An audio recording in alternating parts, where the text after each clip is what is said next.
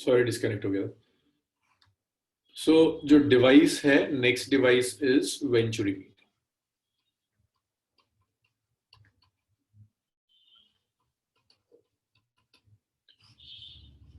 सो venturimeter device है जिसे आप यूज करेंगे रेट ऑफ फ्लो मेजर करने के लिए। Device use to measure rate of flow.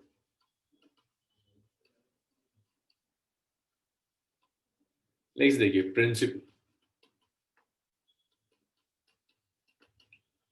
It is based on Bernoulli's principal.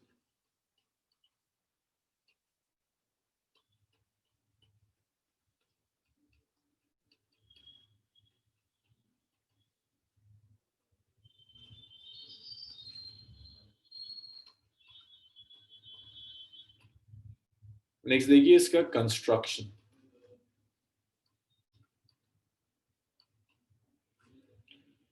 तो देखिए कंस्ट्रक्शन में क्या होगा, बर्नौलीज थ्योरम में एक पाइप दिया हुआ है,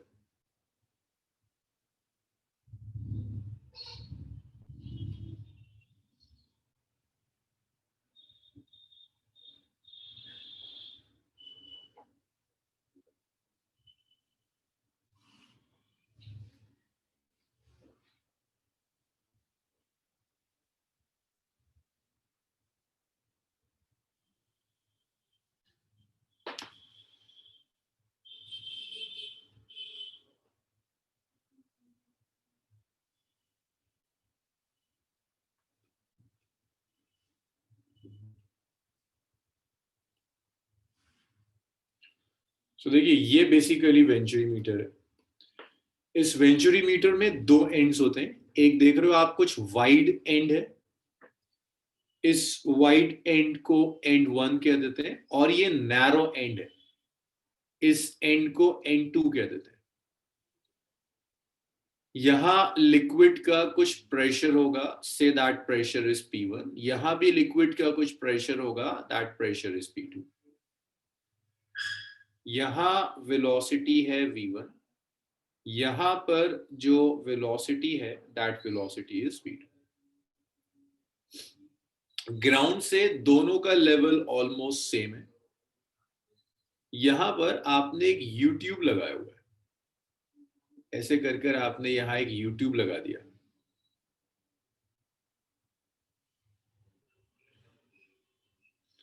अब जहां एरिया ज्यादा है वहां वेलोसिटी कम होगी, प्रेशर ज्यादा होगा। तो यहां जो आपने यूट्यूब डाला हुआ है, ये आपने पहले भी क्वेश्चन करा था कि यूट्यूब का जहां प्रेशर ज्यादा होगा वहां लेवल कम हो जाएगा, यहां लेवल बढ़ जाएगा। ये बेसिकली मर्क्यूरी है,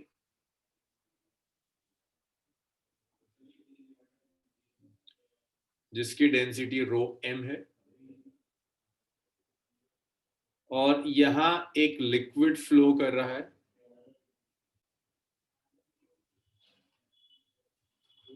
ये एक लिक्विड फ्लो कर रहा है यहाँ।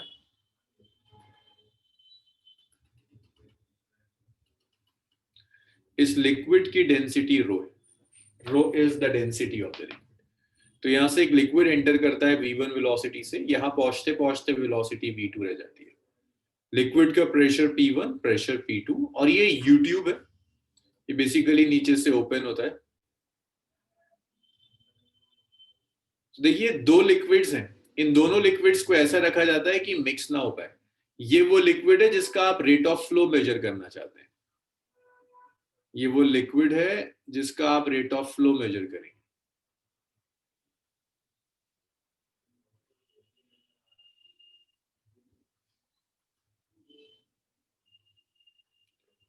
जिस लिक्विड का आप रेट ऑफ फ्लो मेजर करना चाहते हैं वो ये लिक्विड है, और ये मर्क्यूरी है जिसे आप सिर्फ यूट्यूब में मेजर रखेंगे प्रेशर डिफरेंस के लिए।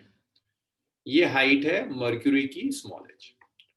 आप समझो इसको यूज कैसे करते हैं। मान लीजिए एक पाइप है, मान लीजिए एक वाटर पाइप है, आप देखना चाहते हैं इस वाटर पाइप का रेट ऑफ फ्लो क्या है, मींस एक सेकंड में कितना मीटर क्यूब वाटर आ जाता है। तो आप इस पाइप के इस एंड को वेंचुरी मीटर से कनेक्ट कर दो, यहां कुछ हाइट डिफरेंस आ जाएगा मर्क्यूरी का। इस हाइट डिफरेंस को यूज कर आप बता सकते हैं रेट ऑफ फ्लो क्या होगा। हाइट डिफरेंस को फॉर्मूला में रखना होगा जहां से आपको रेट ऑफ फ्लो मिल जाएगा। सो अब इसकी जब आप थ्योरी देखेंगे,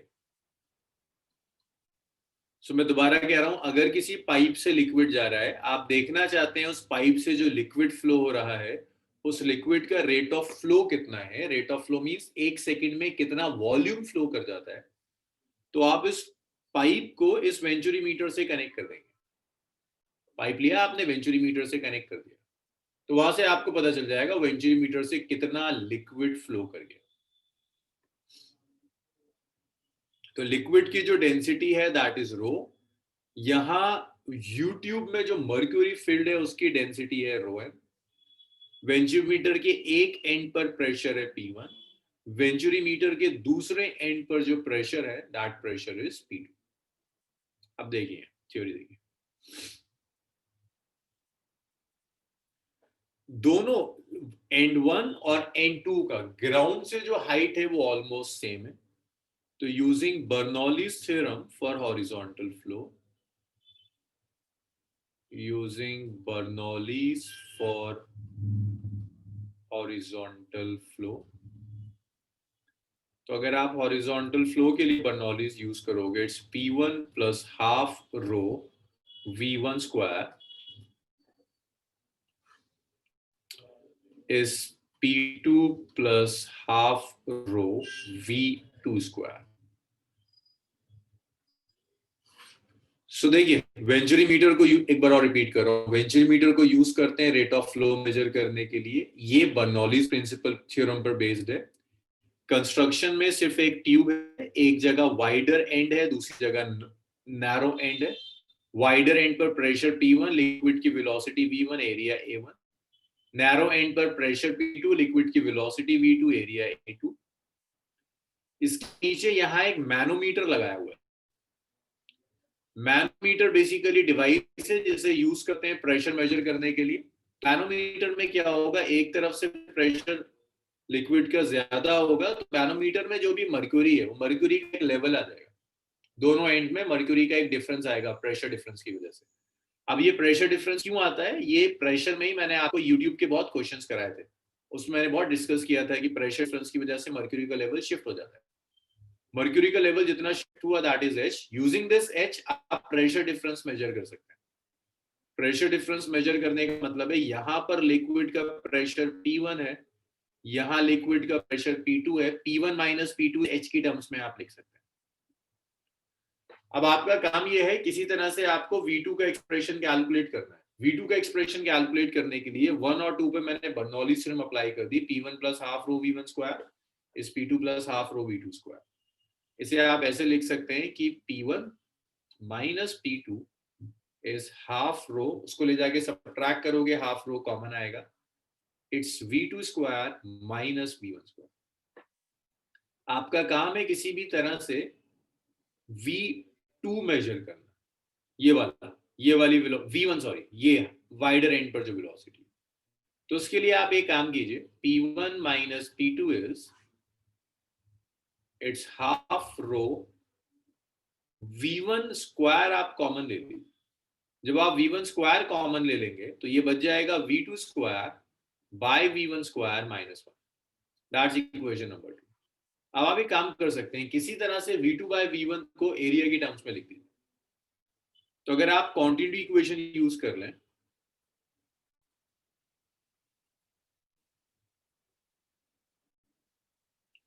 अगर आप किसी तरह से क्वांटिटी इक्वेशन यूज करें एंड 1 और एंड 2 पर,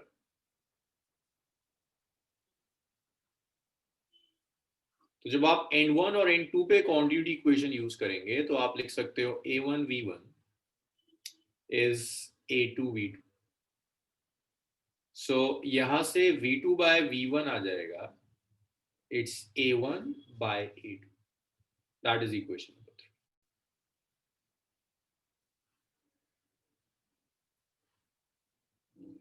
तो V2 बाय V1 की जगह A1 बाय A2 रख दीजिए, 3 को आप 2 में रखिए। तो जब आप 3 को 2 में रखेंगे you will get P1 minus P2 is half rho V1 square, it's A1 by A2 minus 1। तो V1 स्क्वायर कॉमन लेने का रीजन यही था कि सिर्फ V1 बचे आपकी इक्वेशन में, A1 A2 एरिया तो पता होता है। इसे मैं कह देता हूँ इक्वेशन नंबर 4। यहां तक लिख लीजिए, कोई डाउट है तो मुझे बताइए, उसके बाद देखते हैं V1 कैसे आएगा।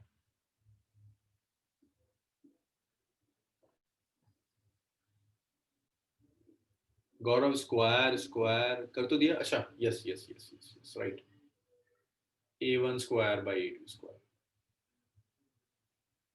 भाई इतना हो जाए मुझे बताइए प्लीज, फिर V1 कैलकुलेट करते हैं।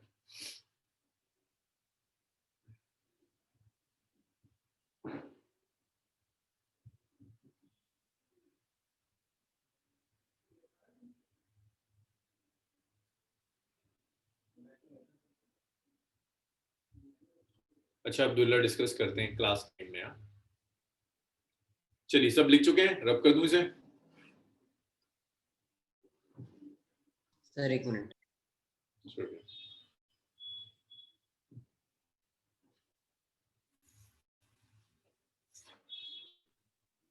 सर जो फ्लूइड यहाँ यूट्यूब में मूव करेगा उसकी वजह से एनर्जी लॉस्ट होगी क्या?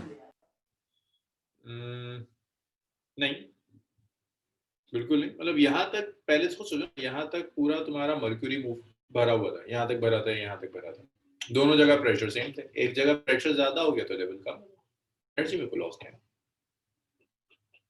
एनर्जी में लॉस तब आएगा तुम नॉन आइडियल फ्लूइड लोगे, तो हर जगह आइडियल फ्लूइड है।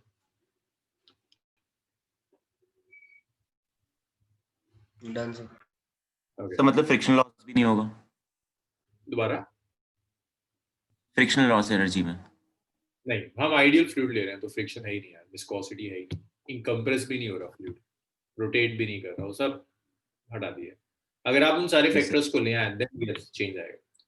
नहीं मेजरी, दोनों में डेंसिटीज अलग है ना, लिक्विड, ये वाला लिक्विड अलग है और मर्क्यूरी यहाँ जो फील्ड है मैनोमीटर में वो अलग है। और ये दोनों लिक्विड्स रखे ही ऐसे जाते हैं कि मिक्स ना हो जाए। मीन्स अगर तुम रेट ऑफ फ्लो मेजर करना चाहते हो ना मर्क्यूरी का, लाइक वेंचुरी मीटर से अगर मर्क्यूरी जा रहा है तो यहाँ ऐसा लिक्विड लेना होगा जो मर्क्यूरी के साथ मिक्स ना हो जाए, अलग अलग होना चाहिए। सो देखो फ्रॉम इक्वेशन नंबर 4 बहुत आसानी से आप V1 कैलकुलेट कर सकते हैं। सो यहां से V1 स्क्वायर आ जाएगा, जस्ट मल्टीप्लाई कर दो, it's twice of P1 minus P2 by rho divided by its A1 square by A2 square minus 1। So यहां से आप V1 लिख सकते हैं, it's root over, it's 2 P1 minus P2 over rho A1 square by A2 square minus 1।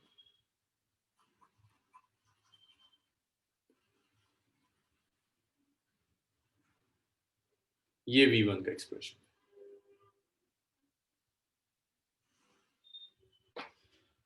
सो यहां से आप V1 निकाल सकते हैं वेलोसिटी। अब एक काम और कर सकते हैं, जो प्रेशर डिफरेंस है ना, इस प्रेशर डिफरेंस को आप हाइट की टर्म्स में लिख सकते हैं। आप ऐसे लिख सकते हैं कि P1 माइनस P2 जो होगा ये H rho mg होगा, where rho m is the density of liquid in the manometer।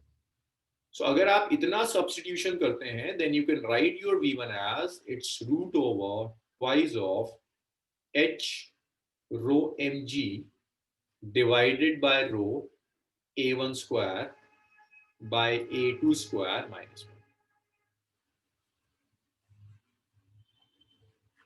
And remember, this rho is the density of liquid in manometer. Density of liquid, sorry, not in manometer, in venturi meter. In venturi meter. And rho m is density of liquid in manometer. Density of liquid in manometer. तो manometer में जो liquid है उसकी density rho M है, venturi meter में जो liquid है उसकी density rho. So you can easily calculate your V1 from.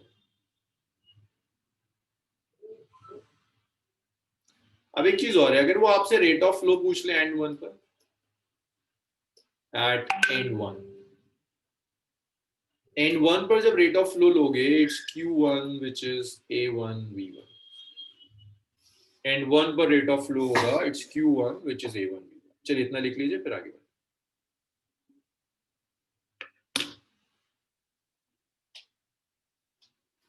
जल्दी लिखो, कुछ न्यूमेरिकल्स करते हैं।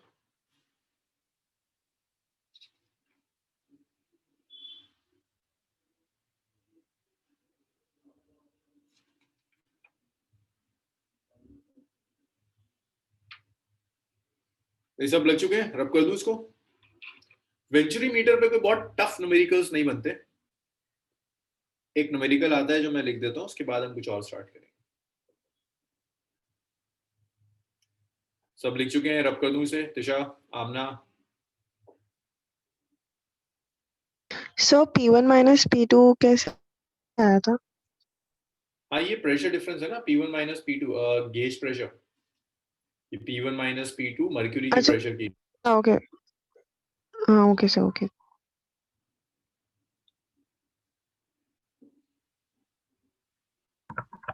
Sir yes Caspar.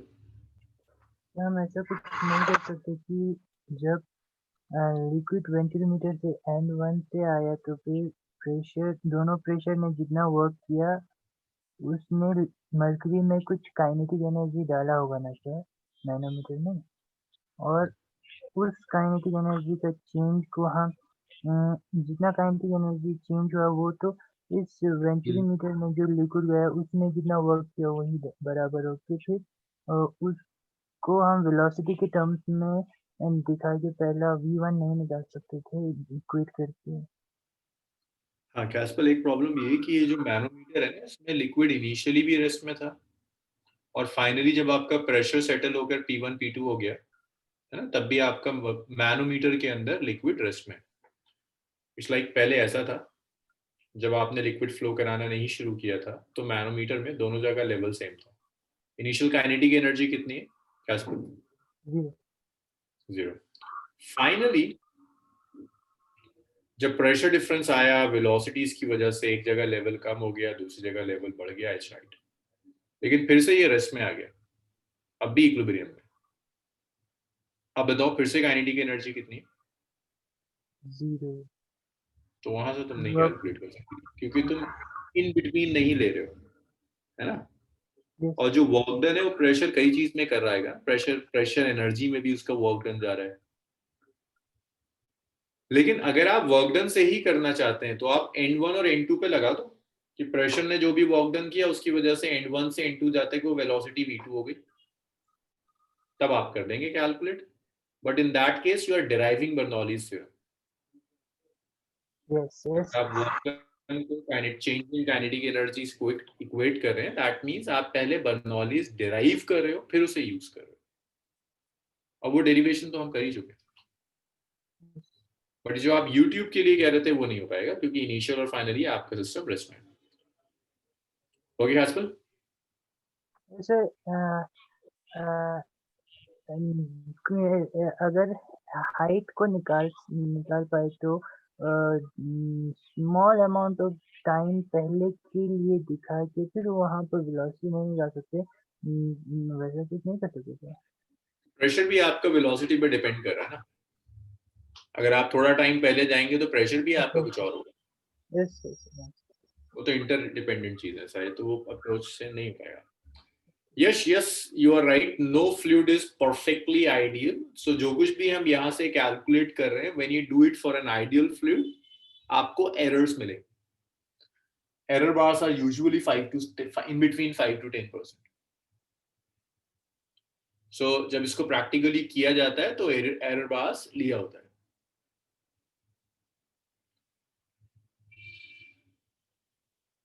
मित्री वॉल्यूम नहीं, at N1 V1 velocity V1 rate of flow होता है ना, area into velocity A1 V1 V1 आप यहां से कैलकुलेट कर चुके हैं। हाँ गौरव बताइए। मैं इसको रब कर रहा हूँ, मैं क्वेश्चंस लिख रहा हूँ जब तक गौरव अपना डाउट पूछ लेगा। हाँ गौरव बताओ।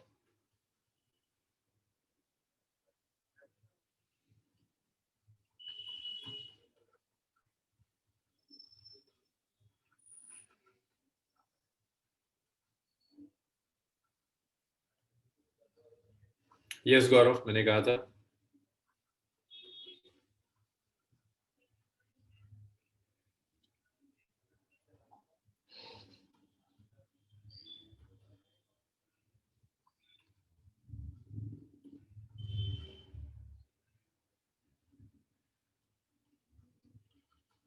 तो देखो ब्लड को मेजर करने के लिए वेंचुरीमीटर यूज कर रहे हैं। ब्लड फ्लो, आर्टरी में जो ब्लड फ्लो करता है उस ब्लड फ्लो को मेजर करने के लिए वेंचुरीमीटर यूज कर रहे हैं।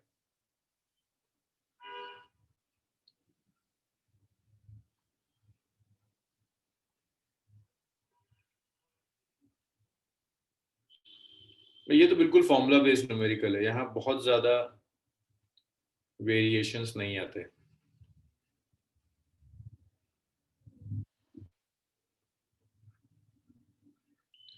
Eight mm² and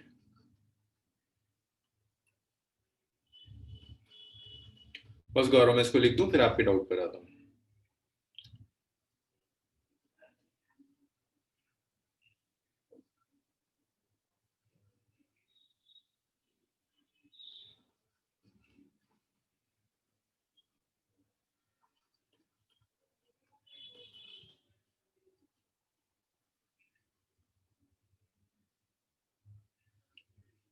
Pressure drop in arteries 24 Pascal.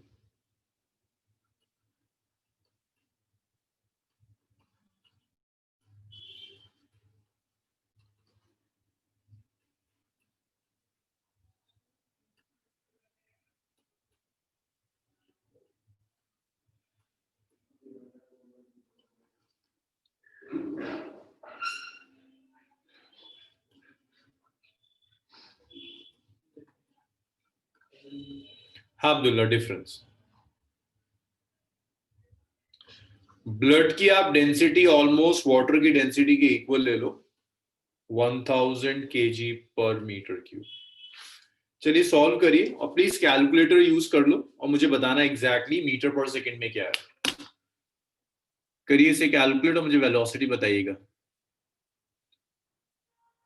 गौरव है,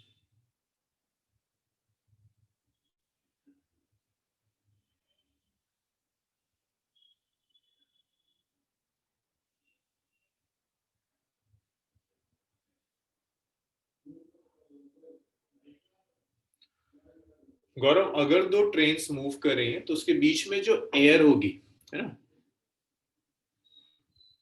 सो इतना आप वेलोसिटी नहीं बढ़ा सकते कि एग्जैक्टली वैक्यूम क्रिएट हो जाए। हाँ लो प्रेशर रीजन जरूर बन जाएगा। इवन जियोग्राफी में भी आप पढ़ते हैं ना, विंड की स्पीड की वजह से कहीं लो प्रेशर कहीं हाई प्रेशर रीजन्स बनते हैं। सो लो और हाई प्रेशर रीजन्स बनेंगे बट एग्जैक्ट वैक्यूम नहीं आएगा गौरव, वो पॉसिबल नहीं है कि वैक्यूम क्रिएट हो जाए। लो और हाई प्रेशर बहुत कम हो सकता है depending upon the speed, but exactly vacuum कभी नहीं होगा गौरव।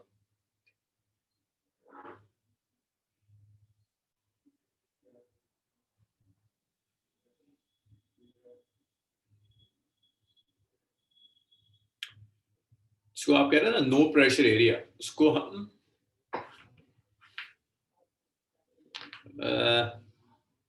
उसे लो प्रेशर एरिया कह सकते हैं।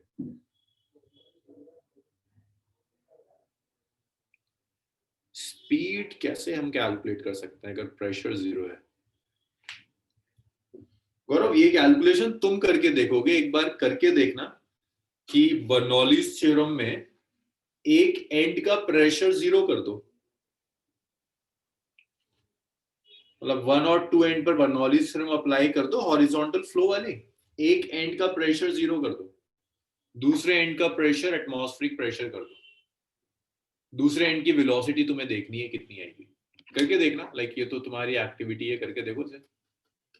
ये ना half rho v1² P2 plus half रो v2², इसे 0 कर दो बिल्कुल। तुम इसे 0 चाहते हो ना, इसे 1 ATM ले लो 10⁵ पास्कल्स। इसे बहुत ही कम होगी इस एंड पर, यहाँ बहुत ज्यादा है, इसे 0 ले लो तो तुम्हें यहाँ से एक आइडिया मिल जाएगा v2 कितना होगा। एयर की डेंसिटी 1.2 ले लो तो देखना कितना आता है। Velocity would be huge.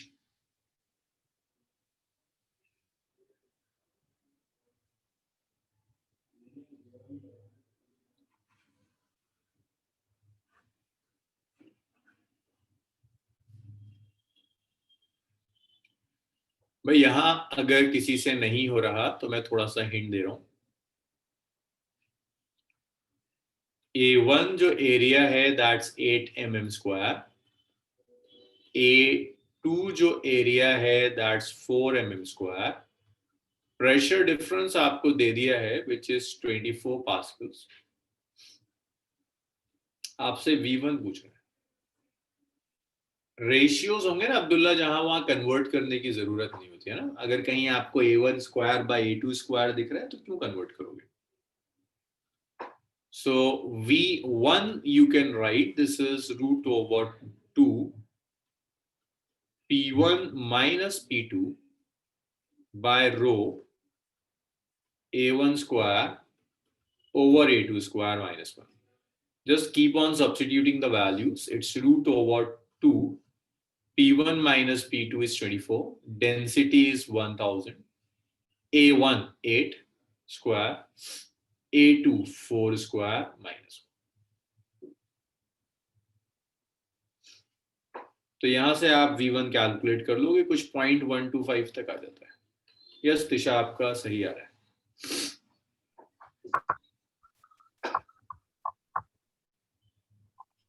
Sir yes sir आपको ये मैसेज नहीं गया? मैसेज आप नहीं भेज पा रहे हैं? ये बताया learning is not in this meeting. आप करके देखिए सर, आपके साथ ऐसा क्यों कर रहा है? मेरे की जरूरत नहीं ना, रेशियोज हैं, यूनिट कन्वर्ट ना भी करें तब भी चीजें सॉल्व हो जाएंगी, वो रेशियोज हैं।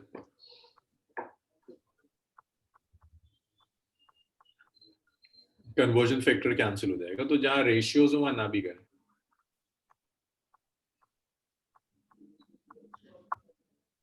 ओके अब्दुल्ला, चलिए रब कर दूं इसको मैं। This completes your hydrodynamics. Hydrodynamics में और कुछ नहीं बचा। ठीक है यश, यश मैंने तो यार कैलकुलेटर यूज करके एग्जैक्ट आंसर डाल दिया।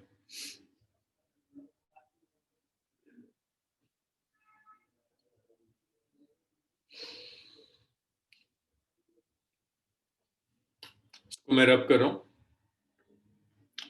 So this completes your hydrodynamics. Hydrodynamics के बाद फ्लूइड में एक लास्ट टॉपिक है, कुछ फ्लूइड की प्रॉपर्टीज हैं, mechanical properties of fluid. Okay Abdullah, अभी खत्म नहीं हुआ, अभी एक पार्ट और है फ्लूइड में। Okay sir, done.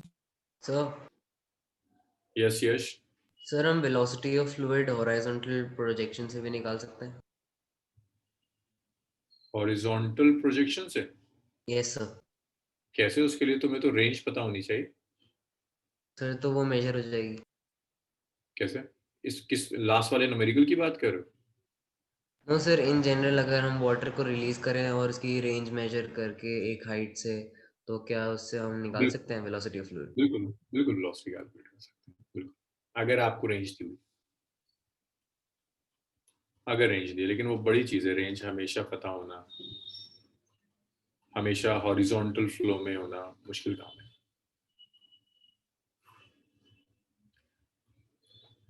जैसे एक पाइप से अगर लिक्विड जा रहा है, वाटर का रेट ऑफ फ्लो मेजर करने का एक तरीका आप वेंचुरीमीटर यूज कर लें। दूसरा मेथड ये भी हो सकता है कि उस वाटर को पाइप से बाहर गिरने दो, रेंज कैलकुलेट कर लो, कितनी हाइट पे पाइप था उससे ले लो, आप वेलोसिटी कैलकुलेट करो। अब देखिए mechanical properties of fluid. Mechanical properties of fluid में पर्टिकुलरली आपको सरफेस टेंशन पढ़ना है, और सरफेस टेंशन से पहले कुछ छोटी छोटी डेफिनेशंस हैं, वो देखिएगा। पहली डेफिनेशन है कोएसिव फोर्स। भाई ये बिल्कुल फ्रेश टॉपिक है, इसका पहले वाले टॉपिक से कोई रिलेशन नहीं है। जी अब्दुल्ला, इसी चैप्टर का पार्ट है। असल में इसमें कुछ चीजें ऐसी हैं जो डिलीट हो गई हैं, तो मैं तब भी उसको करा रहा हूँ कि आपके काम आएंगी बाद में जाके। कोएसिव फोर्स, तो देखिए कोएसिव फोर्सेस क्या है? ये वो फोर्सेस हैं जो एक ही सब्सटेंस के मॉलिक्यूल्स के बीच में एक्ट करती है। लाइक आपने वाटर ले लिया, वाटर वाटर मॉलिक्यूल्स के बीच में जो फोर्स एक्ट करेगी, that force is basically your cohesive force. So coercive force is force which acts between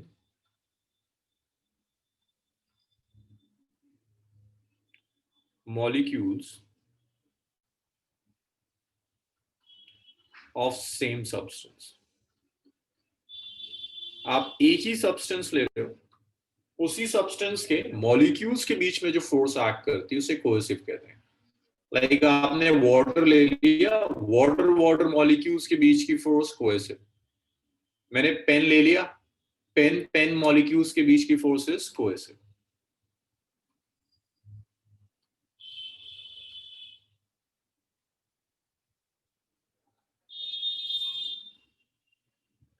molecular force between water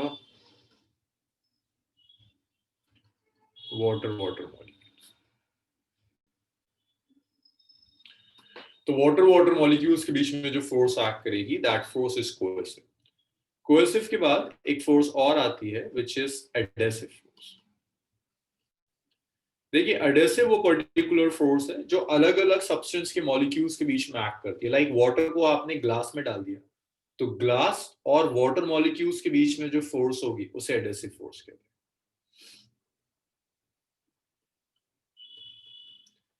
This is force which act between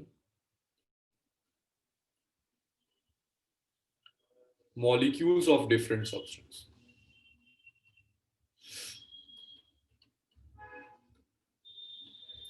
दो अलग अलग substance है, अगर उनके मॉलिक्यूल्स के बीच में जो फोर्स एक्ट करेगी that is adhesive force. Example, molecular force between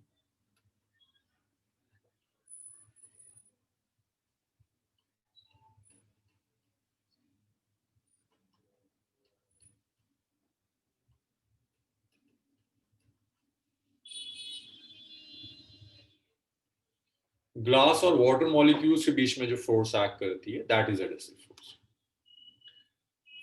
अब यहीं से ना आप डिसाइड कर सकते हो कि लिक्विड वेट करेगा या नहीं करेगा। मैंने वाटर को रखा ग्लास में और उसको सारा स्पिल कर दिया, ग्लास वेट हो गया।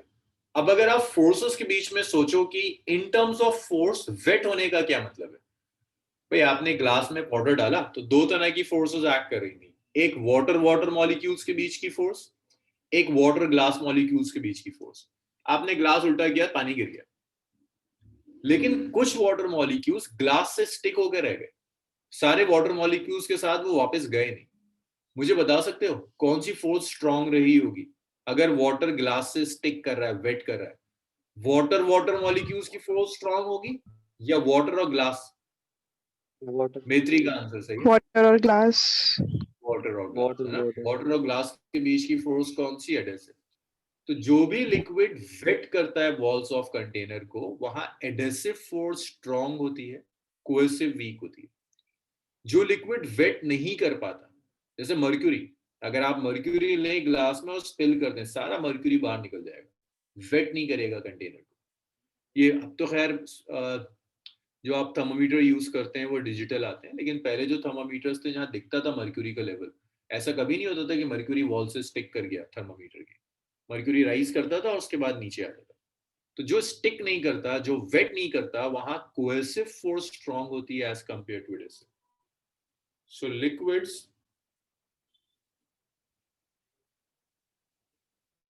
which wet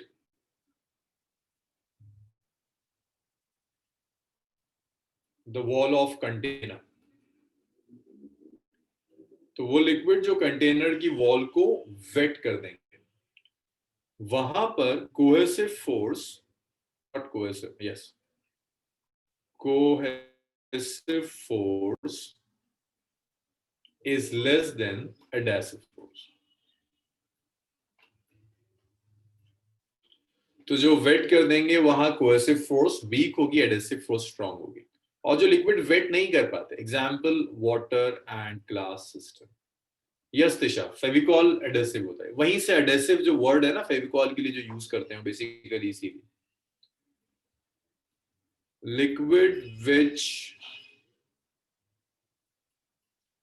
does not wet the wall of container, तो भाई वो लिक्विड जो कंटेनर की वॉल को वेट नहीं कर सकता, जो वेट नहीं कर सकता, वहां कोहेसिव फोर्स ग्रेटर होगी एडेसिव फोर्स। एग्जाम्पल हो जाएगा आपका mercury glass. Mercury glass system is this example जहां पर कोएसिव फोर्स स्ट्रांग होगी एडेसिव फोर्स के कंपेरेटिव। इतना लिखिए, फिर इसको हम आगे लेकर जाते हैं।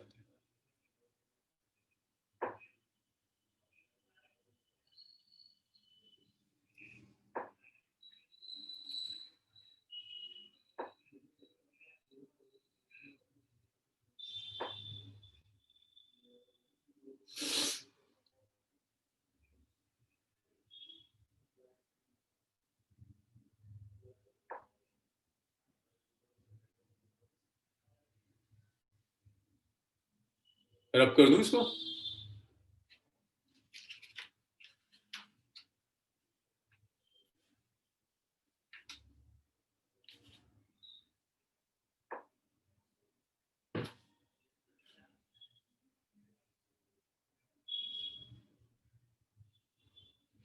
अब्दुल्ला, क्योंकि मर्क्यूरी में एडेसिव फोर्स उतनी स्ट्रांग नहीं होती जितनी मर्क्यूरी मर्क्यूरी मॉलिक्यूल्स के बीच की स्ट्रांग होती है। मर्क्यूरी और मर्क्यूरी के मॉलिक्यूल्स की फोर्स स्ट्रांग होती है मर्क्यूरी और ग्लास मॉलिक्यूल्स के कंपेरेबल। जो लिखा ना मैंने यहाँ, cohesive is greater than adhesive. No, Maitri, this is independent of viscosity. This depends upon the molecular strength. Viscosity से डायरेक्ट रिलेशन नहीं है, बट आप डिराइव कर सकते हैं रिलेशन, बिकॉज विस्कोसिटी में भी कहीं ना कहीं मॉलिक्यूलर फोर्स का काम होता है, यहां भी मॉलिक्यूलर फोर्स इन्वॉल्व है, तो आप रिलेट कर सकते हैं चीजों को।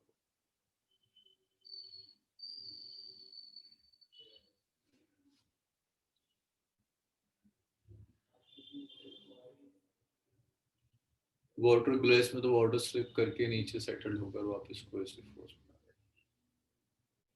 हाँ गौरव, वाटर स्लाइड कर रहा है ना, वाटर मॉलिक्यूल के साथ हमारा कंसर्न ये नहीं है कि कब कौन सी फोर्स काम करेगी, फिलहाल कंसर्न सिर्फ इतना है कि कब कौन सी फोर्स स्ट्रांग होगी, कब कौन सी फोर्स स्ट्रांग होगी। वाटर मॉलिक्यूल्स बाकी वाटर मॉलिक्यूल्स के साथ बाहर नहीं निकल पाए, इसका एक ही कंक्लूजन है कि वाटर और ग्लास के बीच की फोर्स स्ट्रांग थी। अब एक अलग बात है जब स्टिक कर जाएगा तो फिर कोएसिव फोर्स हो जाएगी। जैसे पता, जहां जहां वाटर होगा वहां कोएसिव होगी, जहां वाटर ग्लास होगा एडेसिव होगी, बट हम स्ट्रेंथ की बात कर रहे हैं। Yes, adhesive force depends on the nature of material. Like water की एडेसिव फोर्स ग्लास के साथ कुछ और होगी, पेपर के साथ कुछ और हो जाएगी, प्लास्टिक के साथ कुछ और होगी, तो इस पर भी डिपेंड करता है आप मटेरियल क्या ले। सो इन्हीं मॉलिक्यूलर फोर्सेस की वजह से एक टर्म आती है लिक्विड में which is known as surface tension. भाई जैसे आप पढ़ते हो ना बेसिक प्रॉपर्टीज की, लिक्विड फ्लो कर सकता है, लिक्विड प्रेशर एक्सर्ट करता है, लिक्विड में विस्कोसिटी हो सकती है, ऐसी ही लिक्विड की बहुत फंडामेंटल प्रॉपर्टी है कि लिक्विड में सरफेस टेंशन होगी। This fundamental property of the liquid, समझो जरा, what is surface tension? It is the property of fluid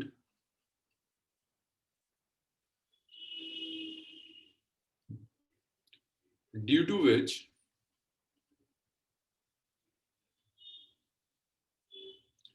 free surface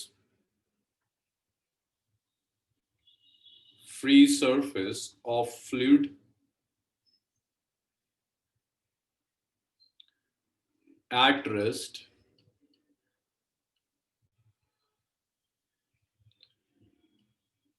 behave like an elastic stretched membrane. अभी समझा रहा हूं इन सब चीजों का मतलब क्या है। It tried to contract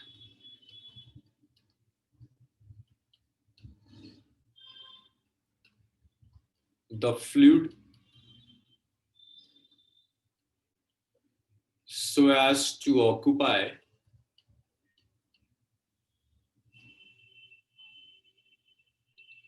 minimum surface area.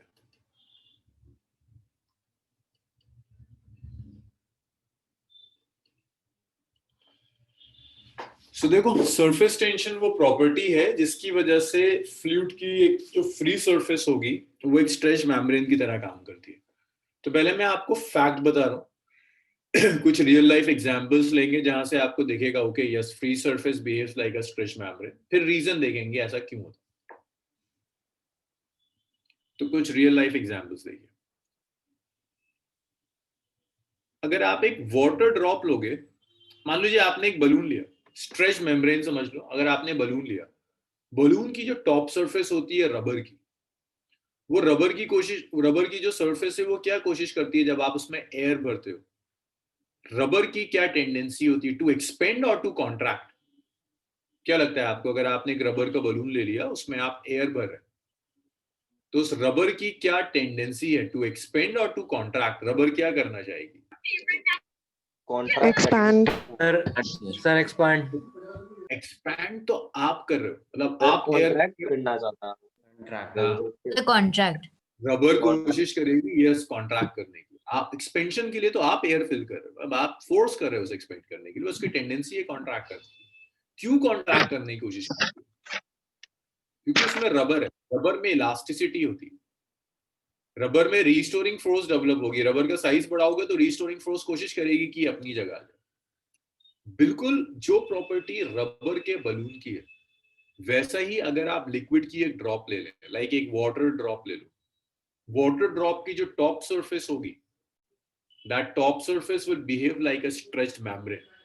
बिल्कुल रबर की सरफेस की तरह ये टॉप सरफेस बिहेव करेगी लाइक अ स्ट्रेच्ड मेम्ब्रेन। ये कोशिश करेगी कि वाटर ड्रॉप कॉन्ट्रैक्ट हो। अब इसका एविडेंस क्या, उसी मैं आपको दिखा नहीं सकता उस चीज को, इसका एविडेंस सबसे बड़ा है कि वाटर ड्रॉप स्फेरिकल होती है। क्लास 10th में आपने पढ़ा होगा, 9th और 10th में, कि अगर मैं आपको कुछ वॉल्यूम दे दूं और उस वॉल्यूम से कहूं कि अलग अलग शेप्स बनाओ, मिनिमम सरफेस एरिया का शेप बनाओ, तो जो मिनिमम सरफेस एरिया का शेप होगा that shape is basically a sphere. Sphere have minimum surface area. ऐसे होता है ना, अगर आपको मैं अलग अलग गिवन वॉल्यूम दूं, कहूं अलग अलग तरह के शेप बनाओ, ऐसा शेप बनाओ जिसका सरफेस एरिया मिनिमम हो, then that shape would be spherical.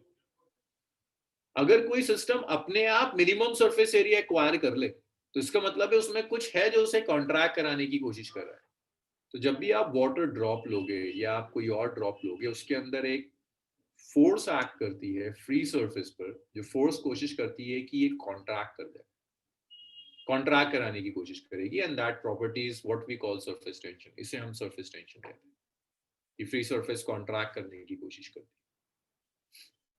और एग्जांपल्स है, एक तो यही कि जो भी ड्रॉप आप लोगे वो स्फेरिकल है, वो बहुत बड़ा एविडेंस है कि एक फोर्स थी जो कॉन्ट्रैक्ट कराने की कोशिश कर रही थी, जिस प्रॉपर्टी की वजह से फोर्स आई उसे आप सरफेस टेंशन कह रहे हैं। एक और एग्जांपल है, ये बड़ा कॉमन है कि अगर आप में से कोई पेंटिंग करता है तो उसने जरूर देखा होगा, पेंटिंग का ब्रश होता है ना, ये ऐसे करके, ये पेंटिंग वाला जो ब्रश होता है, उस ब्रश को जैसे ही आप वाटर में डालोगे उसके जो भी हेयर है सब ऐसे हो जाता है, ये सब ऐसे हो जाएगा ब्रश। लेकिन जब आप इस ब्रश को बाहर निकालोगे अभी ऐसे ही रहता है या फाइन ऐसा करके एक सिस्टम, सर फाइन बन जाता है। सर फाइन हो जाता है। क्यों ऐसा क्यों हो रहा है? जब ये बाहर निकला तो ऐसा क्या हुआ कि इसके जो हेयर लाइक स्ट्रक्चर्स थे, किसी ने इसको ऐसा लग रहा प्रेस कर दिया, किसी ने इससे का प्रेस होकर ये एक फाइन सी बीम बना दी इसकी। तो हो क्या रहा था, जब ये अंदर था तो कोई सरफेस टेंशन नहीं थी, सरफेस टेंशन एक्ट करती है सिर्फ फ्री सरफेस पर, लिक्विड की फ्री सरफेस पर, ड्रॉप की आउटर मेम्ब्रेन पर, और ये कोशिश करेगी कि इसे कॉन्ट्रैक्ट कर। इसने इसे कॉन्ट्रैक्ट कराकर एक बहुत ही फाइन किस्म की बीम बना। एक बार ये फाइन बीम बन जाएगी तो काम खत्म हो जाएगा। तो ये फाइन बीम किसकी वजह से बन रही है? ड्यू टू सरफेस टेंशन एक फोर्स आ रही है जो कॉन्ट्रैक्ट कराने की कोशिश करेगी। तो आगे हमें काफी चीजें पढ़नी है सरफेस टेंशन को लेकर। तो सरफेस टेंशन अक्सर हमेशा आप डेरिवेशंस कर जाओगे, न्यूमेरिकल्स कर जाओगे, ये समझ में नहीं आता कि था क्या। सरफेस टेंशन प्रॉपर्टी है लिक्विड की जिसकी वजह से टॉप लेयर बिहेव करती है एज अ स्ट्रेच्ड मेम्ब्रेन, और स्ट्रेच मेम्ब्रेन की वजह से वो हमेशा अपने आप को कॉन्ट्रैक्ट कराने की कोशिश करेगी, फ्री कोशिश करेगी कि उसका सरफेस एरिया मिनिमम हो जाए। ये दो एविडेंस थे। वाटर में एक्सपेंड इसलिए कर रहा है, नीचे तो वाटर है, सरफेस टेंशन अंदर तो काम करती नहीं है, इसके हेयर के बीच में वाटर आ जाएगा, उसको अलग कर देगा।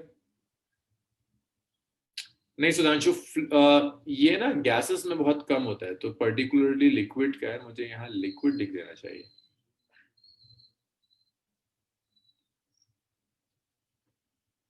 लिक्विड लिख देता है, गैसेस में बहुत कम होता है।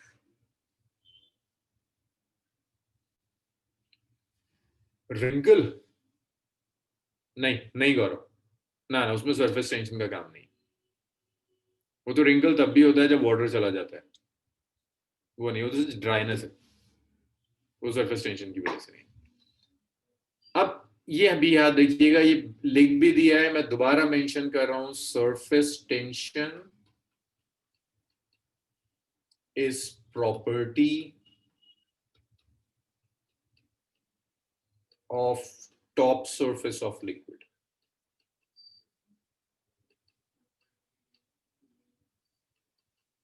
और लिक्विड ड्रॉप, लिक्विड की टॉप सरफेस, ये अगर आपने एक ड्रॉप ले ली, उस ड्रॉप की जो फ्री सरफेस होती है उसकी प्रॉपर्टी है। ऐसे नहीं होता है कि ड्रॉप ली अंदर सरफेस टेंशन नहीं एक्ट करेगा, हमेशा ड्रॉप की आउटर सरफेस पर काम करेगा। आपने अगर वाटर ले लिया कंटेनर में, तो फ्री सरफेस पे सरफेस टेंशन काम करेगा। चलिए इतना लिख लीजिए, फिर देखते हैं सरफेस टेंशन आता है क्या है, कॉज क्या है सरफेस टेंशन।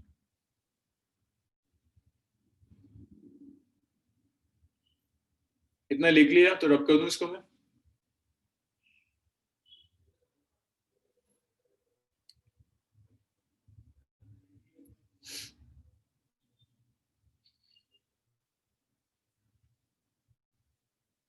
चलिए भाई, मैं इसको रब कर रहा हूं।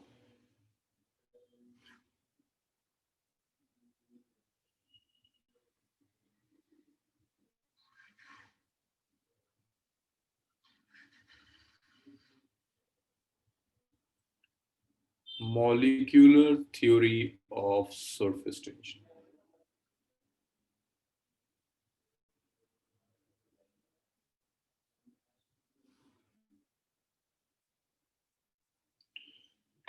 So, क्यों सरफेस टेंशन सिर्फ आउटर सरफेस पर होता है, अंदर एक्ट नहीं करता? तो देखो उसका रीजन समझो। अब मैं पूरा पैराग्राफ लिखवा नहीं पाऊंगा, ये मैं टाइप करवा के आपको भिजवा दूंगा, मैं पूरा लिखवा नहीं सकता, पूरी आधे घंटे का पैराग्राफ है। समझा देता हूँ कि अगर आपने एक लिक्विड सरफेस ले ली, ये सब लिक्विड भरा हुआ है, पूरा अंदर तक लिक्विड भरा है। भाई आपको कोएसिव फोर्स पता है कि अगर मैं एक लिक्विड मॉलिक्यूल ले लूं तो पास वाला लिक्विड मॉलिक्यूल उसे पुल करेगा। सो अगर यहां मैंने एक लिक्विड मॉलिक्यूल लिया, तो इस लिक्विड मॉलिक्यूल के आसपास कई मॉलिक्यूल्स होंगे, कई मॉलिक्यूल्स आएंगे, और ये सारे मॉलिक्यूल्स इस लिक्विड मॉलिक्यूल को अपनी तरफ अट्रैक्ट करेंगे। कई मॉलिक्यूल्स होंगे, सारे मॉलिक्यूल्स इसको अपनी तरफ अट्रैक्ट करने की कोशिश करेंगे, इक्विलिब्रियम में होगा। लेकिन अगर मैं टॉप सरफेस का कोई मॉलिक्यूल ले लूं, तो देखो इस मॉलिक्यूल पर जो भी अट्रैक्टिव फोर्स होगी, तो इस मॉलिक्यूल पर कोई नेट फोर्स काम नहीं कर रही। लेकिन अगर मैंने टॉप सरफेस का मॉलिक्यूल ले लिया, तो एक साइड से तो फोर्स एक्ट करेगी, ऊपर तो कुछ भी नहीं है, तो ये मॉलिक्यूल एक नेट फोर्स एक्सपीरियंस करेगा in the downwards direction, and that net force is responsible for surface tension. ये समझ में आ रहा है कि जो टॉप सरफेस का मॉलिक्यूल होगा, it will experience force only from one direction, दोनों डायरेक्शन से फोर्स एक्सपीरियंस नहीं करेगा, सिर्फ एक डायरेक्शन से फोर्स एक्सपीरियंस करेगा, and that force is responsible for surface tension. ये वाला सराउंडेड है, हर तरफ से फोर्स एक्सपीरियंस करेगा, ये सिर्फ एक साइड से एक्सपीरियंस करेगा। मैं इसमें मॉलिक्यूलर थ्योरी में और कुछ नहीं लिखवा रहा। अब देखो, सरफेस टेंशन तो प्रॉपर्टी थी, उस प्रॉपर्टी की वजह से एक फिजिकल क्वांटिटी आती है, इत्तेफाक से उसे भी सरफेस टेंशन कहते हैं। अब जो मैं लिख रहा हूं सरफेस टेंशन, वो प्रॉपर्टी नहीं है, physical quantity.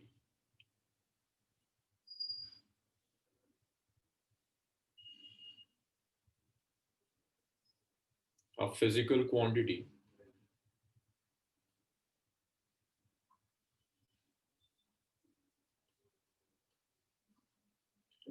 which is equal to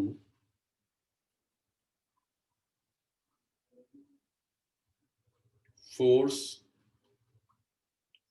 per unit length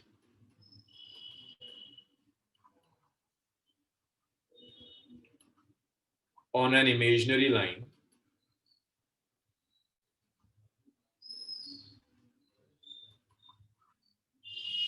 drawn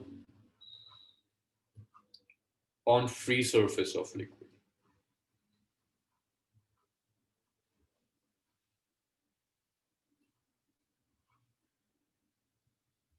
Drawn on free surface of the liquid.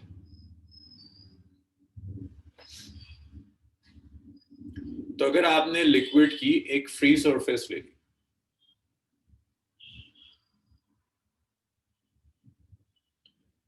इस फ्री सरफेस पर आपने एक लाइन ड्रॉप कर दी। अब ये फ्री सरफेस कुछ भी हो सकती है, ऐसा हो सकता है कि एक कंटेनर में लिक्विड लिया, टॉप सरफेस थी, उसकी बात कर रहे हो। आप एक ड्रॉप ले सकते हैं लिक्विड की, आपने एक ड्रॉप ले ली, वाटर ड्रॉप ले ली, वाटर ड्रॉप के ऊपर एक लाइन ड्रॉ कर ली, तो इसके राइट में भी मॉलिक्यूल्स होंगे, लेफ्ट में भी मॉलिक्यूल्स होंगे, इस लाइन के ऊपर भी मॉलिक्यूल्स होंगे। तो लाइन के ऊपर जो मॉलिक्यूल्स हैं उनको राइट वाले मॉलिक्यूल्स पुल करेंगे किसी फोर्स एफ से, लेफ्ट वाले मॉलिक्यूल्स भी उतने ही होंगे, उतनी ही फोर्स से पुल करेंगे, force F. The length is L. तो जो फोर्स पर यूनिट लेंथ होगी, दैट फोर्स पर unit length is surface tension. So surface tension is basically force पर यूनिट लेंथ है। इसकी जो एसआई यूनिट होगी, it's newton by length, so it's newton per metre, that's force पर unit. This is surface tension, ये SI unit है। And remember, ये vector नहीं है, स्केलर क्वांटिटी। लेकिन सरफेस टेंशन की वजह से जो फोर्स आएगी, that force is a vector.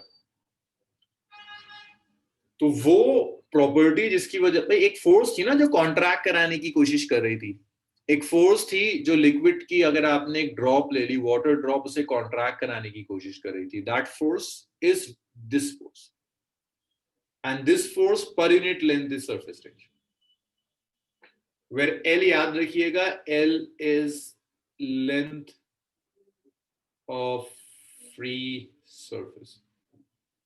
लेकिन इजी टर्म है, बस थोड़ी सी नॉन कन्वेंशनल है, तो लगता है कैसे कैलकुलेट करेंगे। एक आध न्यूमेरिकल करते हैं, इस पे क्लियर होगा। इतना लिखो, एक न्यूमेरिकल करते हैं इसकी। सर जी सर, यहाँ पे नेट फोर्स 0 नहीं हो जाएगा? हम नेट फोर्स नहीं ले रहे, हम एक साइड की फोर्स ले रहे हैं, किसी एक साइड से। डायरेक्शन की, मतलब कौन सी डायरेक्शन में अप्लाई होगा surface tension? Tension scalar, surface tension की कोई डायरेक्शन नहीं है, फोर्स की डायरेक्शन है। एक तरफ राइट में एक्ट कर रही होगी, एक तरफ लेफ्ट में एक्ट कर रही होगी फोर्स, बट सरफेस टेंशन की कोई डायरेक्शन है, scalar quantity. Sir yes Caspar. Sir, ये एफ किसी एक डायरेक्शन में एक ही फोर्स है या एक डायरेक्शन का नेट फोर्स है? एक डायरेक्शन का नेट फोर्स है, क्योंकि आपके पास कई मॉलिक्यूल्स होंगे, सारे मॉलिक्यूल्स मॉलिक्यूलर फोर्स अप्लाई करेंगे, that net molecular force is.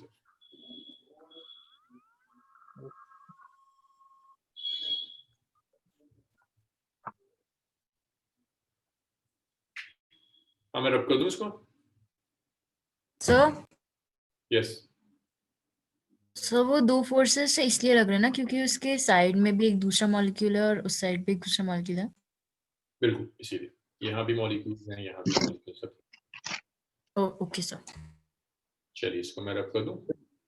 एक सेकंड मैं बाहर जा रहा हूं।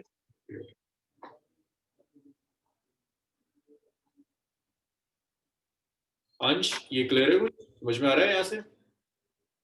Yes sir.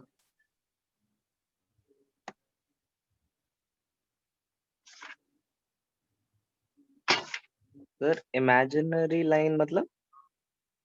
अरे मैंने बस यहाँ पर एक लाइन ले ली, लाइक ये है लिक्विड सरफेस, ये लाइन कुछ भी हो सकती है, फ्री सरफेस की टोटल लेंथ ले लो, इस टोटल लेंथ में जो टोटल फोर्स एक्ट कर रही है, that force by length is surface tension. ये स्फीयर है, इस स्फीयर पर एक लाइन ड्रॉ कर दो, इस पर जो फोर्स एक्ट कर रही होगी, force by length. The idea is जितनी ज्यादा बड़ी लाइन लोगे ना, उतने ज्यादा मॉलिक्यूल्स होंगे। गौरव? Yes sir. जितनी लाइन लोगे उतने ज्यादा मॉलिक्यूल्स होंगे, उतनी ज्यादा फोर्स होगी। Force is proportional to the length. और जितनी ज्यादा फोर्स होगी उतनी ज्यादा सरफेस टेंशन है।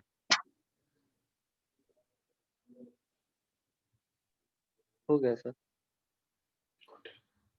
चलिए भाई सब लिख चुके हैं तो मैं इसको रख कर रहा हूँ।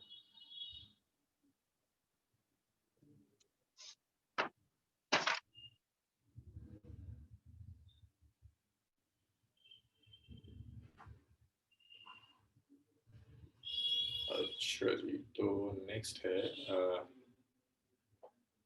क्वेश्चन देखो बेसिक सा। मैंने ना आपको एक लिक्विड फिल्म दे दी है, थिन फिल्म है लिक्विड की। आप ऐसे समझ लो कि आपने एक वायर फ्रेम लिया, इस वायर फ्रेम को किसी लिक्विड में डाल दिया, सोप में डाल दिया, सोप फिल्म बन गई।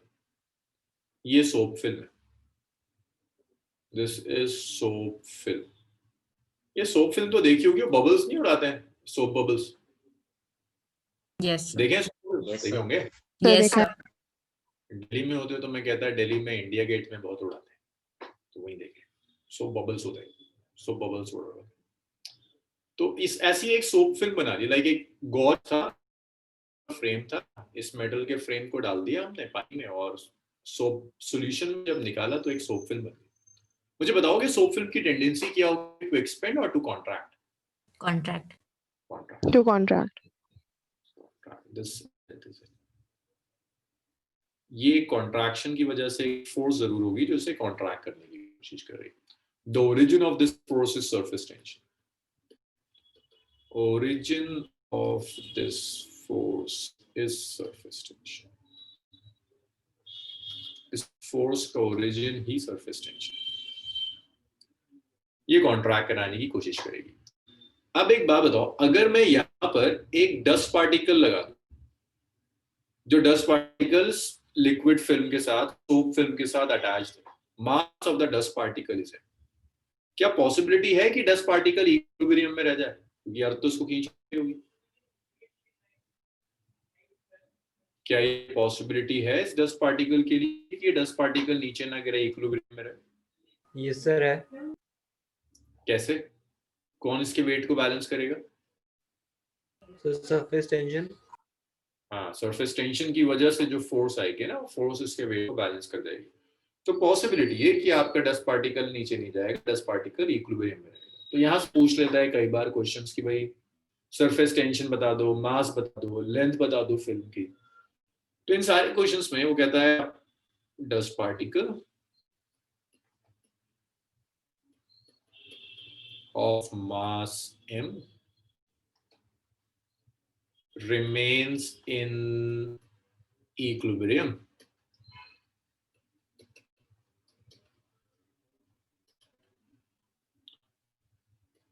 over a liquid film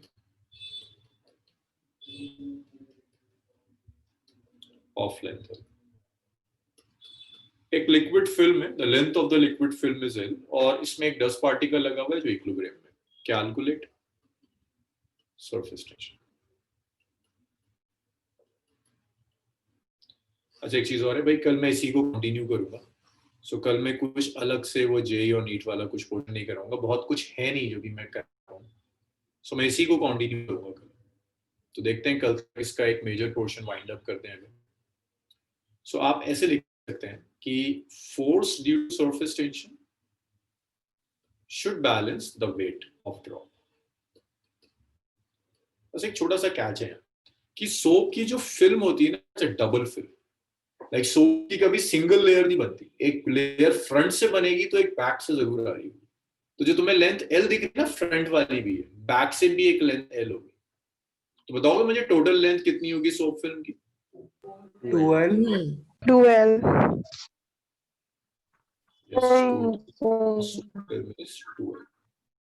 front से भी बनेगी, बैक से भी बनेगी, वन साइडेड नहीं होती कभी, हमेशा डबल होती है।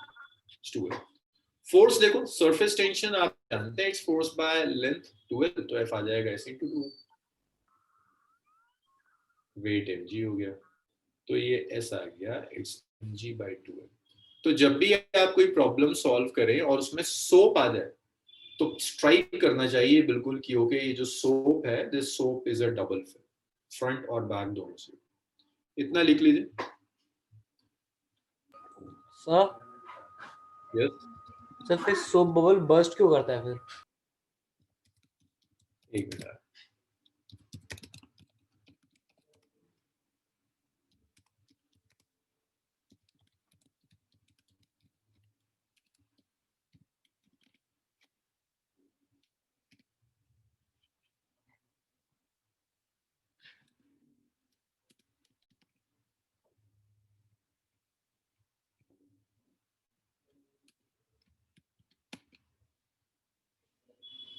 हाँ, सोप बबल बर्स्ट क्यों करता है?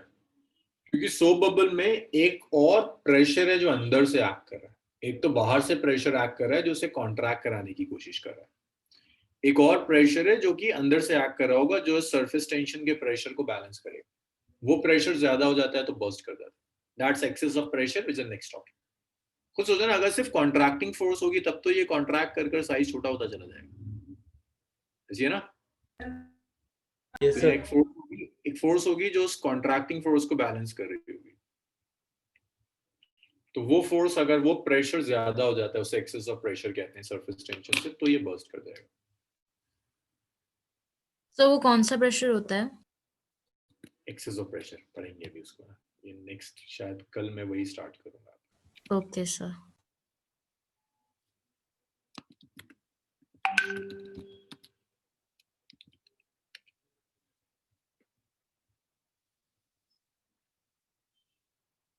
चलो भाई, इसको आज यहीं छोड़ते हैं, इतना आप लोगों ने लिख लिया, आज से यहाँ छोड़ेंगे।